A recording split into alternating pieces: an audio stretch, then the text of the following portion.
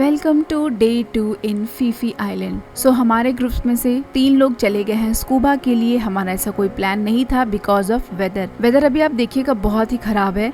सो हमारा प्लान नहीं हुआ। बहुत अच्छा किया हमने, क्योंकि उन 3 फ्रेंड्स में से 2 तो अंदर जा ही नहीं पाए पूरी तरीके से। बोल रहे थे कि वेव्स बहुत ज़्यादा थी, उसकी वजह से वॉमिटिंग्स आ रही थी। तो हमारा प्लान था कि हम यहीं आसपास घूमेंगे, कुछ फ़ोटोज़ लेंगे and we will just chill. तो ये आइलैंड इतना सुंदर है कि कहीं ना जाने का कोई भी दुख नहीं रहा। तो अगर आप सीज़न में जाते हैं, मतलब अप्रैल या मई स्टार्टिंग तक भी I think will be better, तब तक आप कोई भी एक्टिविटीज़ कर सकते हैं। और अगर आपको स्पेसिफिकली एक्टिविटीज़ के लिए ही जाना है तो सीज़न में ही जाएं, वो बेटर है। क्योंकि अनसीज़न जाने के टाइम पे प्रॉब्लम्स बहुत सारी हैं, आप किसी भी एडवेंचरस एक्टिविटीज़ को एंजॉय नहीं कर सकते हैं। और अभी इस होटल से हमारा चेकआउट का टाइम है 11 o'clock। तो हमने टाइम मांगा था कि अगर हमारे फ्रेंड्स 11 तक नहीं आ पाए तो एटलीस्ट आप 12 तक टाइम दे दीजिए हमें। सो 12 o'clock हम चेकआउट कर लेंगे। और इसके बाद हमारा इसी आइलैंड पे एक प्राइवेट रिजॉर्ट बुक किया है हमने, जो कि इसी आइलैंड पे है, लेकिन वहाँ जाने के लिए भी बोट से जाना पड़ेगा, रोड वाइज कोई ऑप्शन नहीं है। तो जब तक हमारे फ्रेंड्स नहीं आ जाते हैं, हमारा यही प्लान था कि हम यहाँ पे घूमेंगे फिरेंगे। बहुत सारी पिक्चर्स ली हमने, अच्छा टाइम एंजॉय किया। बट वही था, बीच पे जब हम पिक्चर्स वगैरह ले रहे थे, वेव्स इतनी ज़्यादा थी कि पिक्चर्स में वाटर के पास खड़े होके पिक्चर्स लेना बहुत टफ हो गया था। और फिर पीछे क्लैरिटी भी उतनी अच्छी नहीं आती है। तो हमने अच्छा खासा यहाँ पे मतलब टाइम स्पेंड किया। उसके बाद फिर हम गए कि अब चलते हैं मार्केट में ऐसे ही अंदर घूमते घूमते फिर हमने लंच करने के लिए गए। हम लंच का टाइम हो गया था। तो अभी तक हमने ट्राई नहीं किया था मैंगो स्टिकी राइस।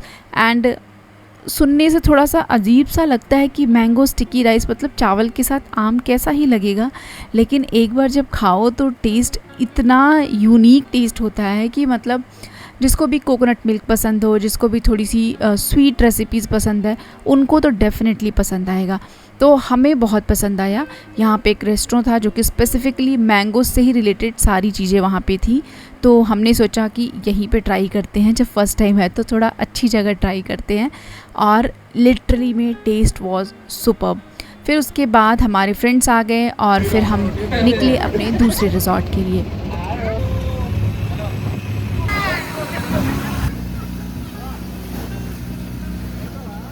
उसके बाद जहाँ पे फेरी से हम उतरे थे उसी जगह पे आए, और जिस होटल में हमें जिस रिजॉर्ट में जाना है वहाँ के लोग वहाँ पे बोट लेकर के आए और उस बोट में हमें बिठाए और लेकर के यहाँ से निकले।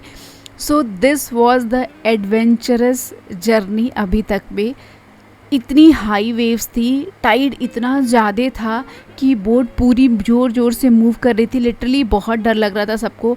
मुझे तो डर लग रहा था वॉमिटिंग वगैरह ना हो जाए, बट स्टिल थोड़ी दूर था तो इतना टेंशन नहीं था कि 10 से 15 मिनट में हम पहुंच जाएंगे।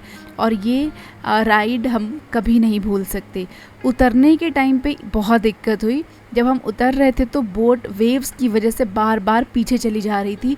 और वहाँ के लोग, जो रिजॉर्ट के लोग थे, वो लोग 3-4 लोग मिल कर के जोर से बोट को पकड़े थे। पहले उन लोगों ने सारा सामान उतारा, हमारा बैग वगैरह लिया। उसके बाद हमने अपने बोट से ही ज़ोर ज़ोर से चप्पल फेंक के रिजॉर्ट में दूर से फेंका हमने।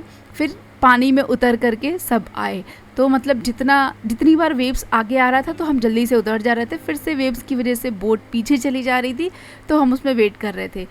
This was very adventurous ride. और सब लोग पूरी तरीके से गीले हो गए थे और पूरे एकदम सैंड हो गए थे। तो यहाँ आने के बाद सबसे पहले हमने अपना पैरवर यहीं बाहर ही धो दिया ताकि रूम में गंदगी लेके ना जाए हम। तब अपना यहाँ पे चेक इन प्रोसेस किया हमने। ओह गॉड। और उसके बाद फिर हम गए अपने रूम में। यहाँ का रूम थोड़ा सा ओल्ड है बट स्टिल बहुत बड़े बड़े रूम हैं। और मतलब यहाँ का जो रिजॉर्ट का जो लुक है वो भी काफ़ी अच्छा है, यूनिक है। तो ओवरऑल यहाँ पे भी हमारा एक्सपीरियंस काफ़ी अच्छा था। और यहाँ पे भी हमने एक रात के लिए ही बुकिंग किया था।